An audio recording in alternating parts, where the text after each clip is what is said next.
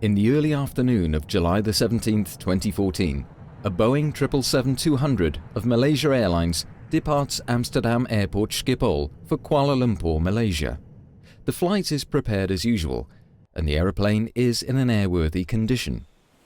On board of flight MH17 are 283 passengers and 15 crew members. The routing of this flight leads via Germany, Poland and Ukraine to the east, a standard routing to Asia that many airlines use.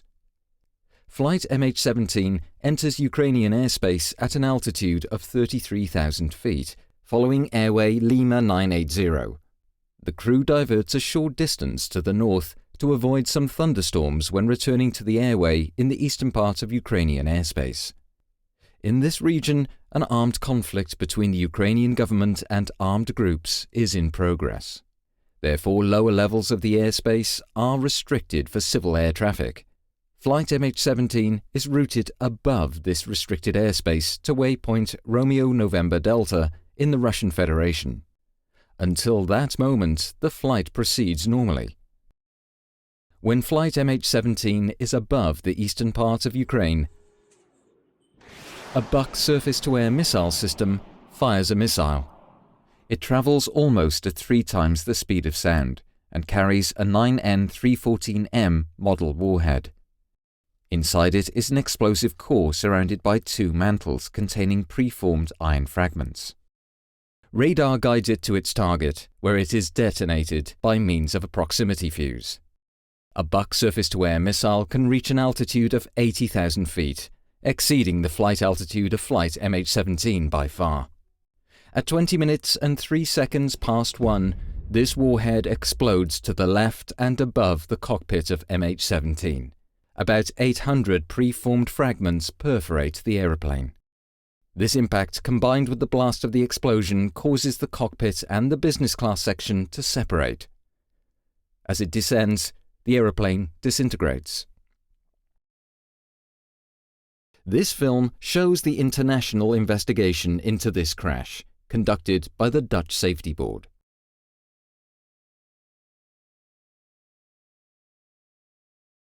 Flight MH17 disappeared from the radar at 20 minutes and 3 seconds past 1 UTC. Very soon, the first reports were made of wreckage falling down in the eastern part of Ukraine. In an area of about 50 square kilometers, 6 sites were identified where parts of the aeroplane came down. Wreckage of the cockpit and the forward section of the aeroplane crashed at the sites near Rozipna and Petropavlivka. The aft and tail sections ended up about 8 kilometers eastwards, near the village of Grabov. The middle section of the aircraft was destroyed by an intense fire at the main crash site. None of the 298 occupants survived the crash. The Ukrainian National Investigation Bureau, NBAAI, commenced an investigation the same day. Because of the considerable number of Dutch passengers, the Dutch Safety Board decided to send a team to Ukraine the next morning. They arrived in Kiev on the evening of the 18th.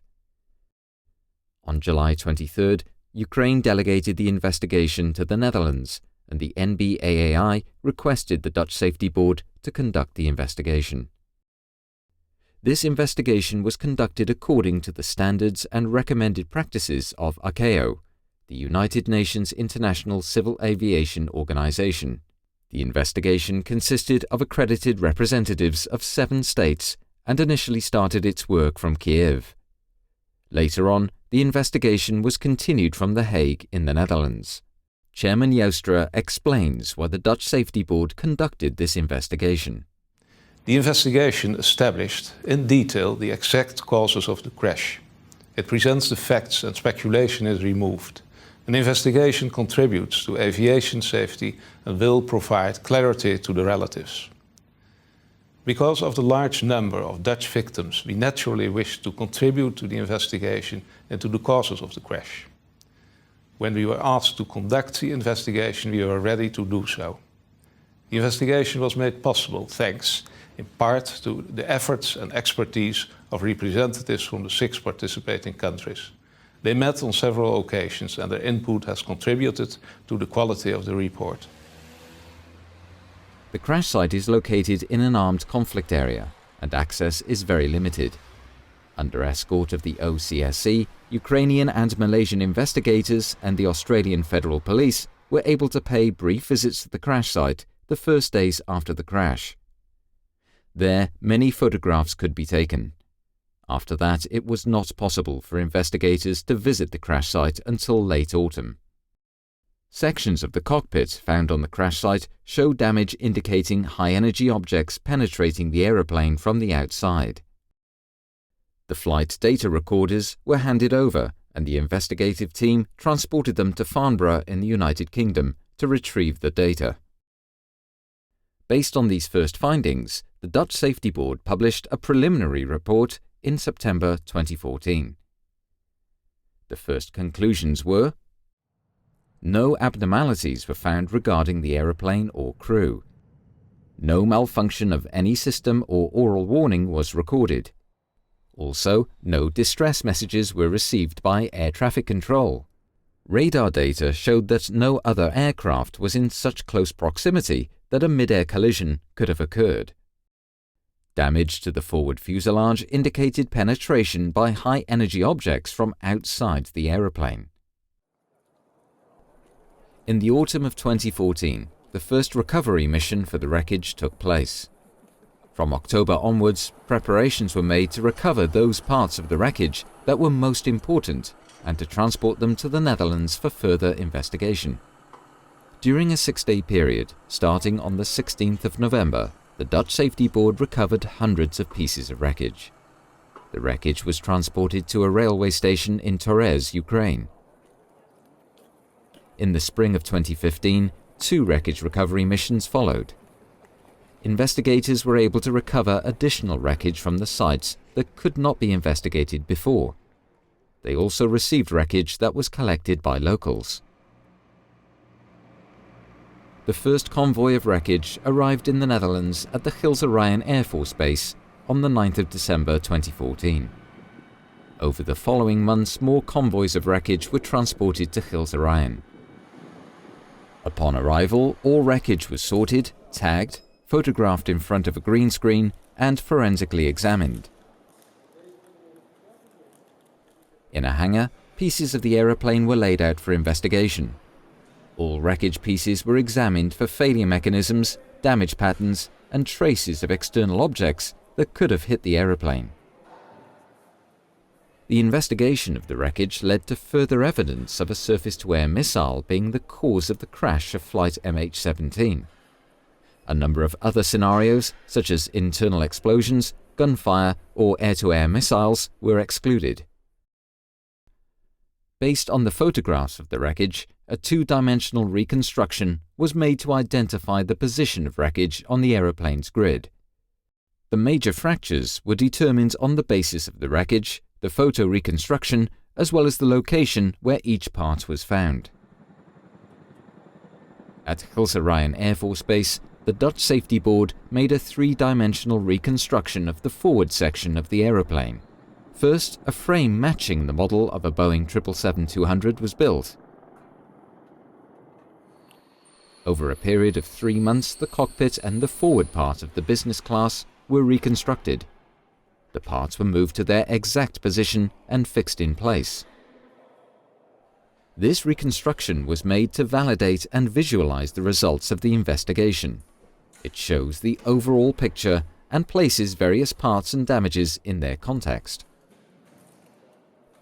Looking at the reconstruction, the impact pattern made by the high-energy objects is clearly visible. The reconstruction also demonstrates the effects of the impact and shows the marks where the cockpit was torn from the rest of the fuselage. The high-energy objects that perforated the aeroplane were also found in the bodies of 3 crew members seated in the cockpit. The preformed fragments have distinctive shapes, cubic and bow tie shaped, and were made of a ferrous metal. Some fragments had traces of aluminium and glass on them, proving that they had perforated the aeroplane from the outside. The 2 left windows of the cockpit particularly show perforation by preformed fragments. Many traces of explosives were found on pieces of wreckage. Also, certain traces of paint were found that match paint on parts of a missile that were recovered from the crash site and missile fragments found in the cockpit and the left wing.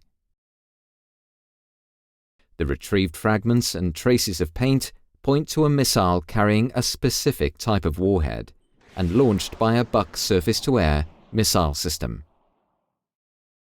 During the investigation, a number of computer simulations were conducted. These support the surface-to-air missile scenario. The detonation of a 9N314M model warhead was simulated to calculate a point of detonation as well as the damage that could be expected. The warhead exploded on a location in space less than 1 cubic meter to the left of and above the cockpit, spraying its fragments in a characteristic radial circular pattern originating from the missile.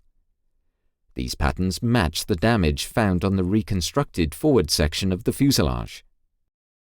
Further proof of the detonation position was found in the last milliseconds of the cockpit voice recorder. This contained recordings of 3 crew microphones and an overhead microphone in the cockpit on separate channels. During the final milliseconds, these microphones recorded a sound peak. Based on the difference in timing of the recordings of the sound peak on these 4 microphones, a direction could be calculated. Based on the investigation into the detonation of the warhead and the characteristics of both the Boeing 777 and the Buck surface-to-air missile, its possible flight paths were simulated. The calculated area from which the missile was launched measures about 320 square kilometers and is situated in the eastern part of Ukraine. Further forensic research is required to determine the launch location. Such work falls outside the mandate of the Dutch Safety Board. The investigation demonstrated that the aeroplane flew at an altitude of 33,000 feet, which is to say 10.1 kilometers. No abnormalities regarding the aeroplane or crew were found. The flight proceeded normally, and no malfunctions of any system or oral warnings were recorded. Also, no distress messages were received by air traffic control. Both flight recorders stopped abruptly at 13:20:03, and from that time, the flight crew of MH17 did not respond to air traffic control messages. Flight MH17 disappeared from the radar. The aeroplane was perforated by hundreds of high-energy objects shaped like cubes and bow ties. Many fragments were found in the bodies of the crew seated in the cockpit. Some of them had a bow tie or cubic shape. The left side of the cockpit area shows a characteristic damage pattern. Traces of explosives were found in the wreckage and on the missile fragments found. Paint on fragments found inside the wreckage matches paint on the recovered missile parts. The point of detonation was determined by the spray pattern on the cockpit and by simulations, and was confirmed by the recorded sound peak. The impact and blast resulted in the aeroplane's disintegration. The wreckage of the aeroplane was distributed over 6 different sites, consistent with the way the aeroplane broke up in the air. Based on these findings, the Dutch Safety Board concludes that flight MH17 was downed by a 9N314M warhead carried on a 9M38 series missile as installed on a Buck surface-to-air missile system. Other scenarios were investigated and excluded. No other scenario can explain this combination of factors. The findings are conclusive and support each other based on multiple sources. To that end, we have been able to draw well-supported conclusions about the flight and the causes of the crash. The investigation of the wreckage has demonstrated that the aircraft was perforated at high speed by fragments coming from a specific location to the left and above the cockpit. There were indications of this early in the investigation, but the wreckage turned out to be important for verifying and further substantiating those indications. Immediately after the crash of MH17, the question rose how it was possible that a scheduled commercial airliner flew over an area that was known to be a conflict zone. The armed conflict in Ukraine progressively expanded to the air, and several military aircraft had been shot down in the previous weeks. According to Ukrainian authorities, 2 of these aircraft were hit by more powerful weapons that reached higher than before, but none of the parties involved made any connection between the military developments and the possible risks posed to civil aviation. On June 6, 2014, a Notice to Airmen, or NOTAM, was issued by Ukraine to restrict the airspace over the eastern part of Ukraine up to flight level 260.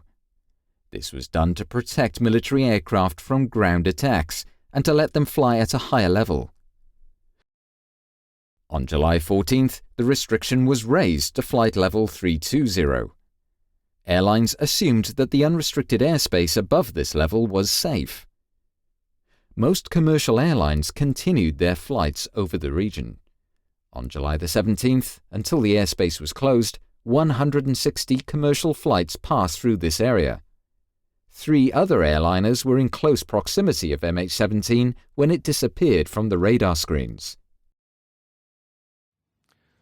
All over the world there are areas where an armed conflict takes place while the airspace above those areas remain unrestricted. The risk resulting from flying over conflict areas is paid insufficient attention to by operators, authorities and aviation organizations all over the world. This needs to change. Ukraine had sufficient information to close the airspace to civil aviation prior to July 17. None of the parties involved recognized that the armed conflict in the eastern part of Ukraine would entail risks to civil aviation. Passengers should be able to trust the airline to have done everything possible to operate the flight safely. States should ensure that airspace will be closed if it's unsafe to civil aviation. In order to achieve that, information pertaining to risks and threats must be shared by countries and operators. When a civil aeroplane like Flight MH17 crashes, an international investigation on a large scale is set up and conducted according to international rules and standards. During the investigation into the crash of MH17, the investigators paid multiple visits to different states around the world, not only to the crash site and to participating investigating parties, but also to Malaysia Airlines headquarters, Boeing, and the ICAO meeting about the risks of flight routes over conflict areas. International investigators also visited the Netherlands to work at the Hague office or at the Gilserijen Air Force Base. The Dutch Safety Board organized 3 meetings with the international investigation team. This is in accordance with ICAO procedures.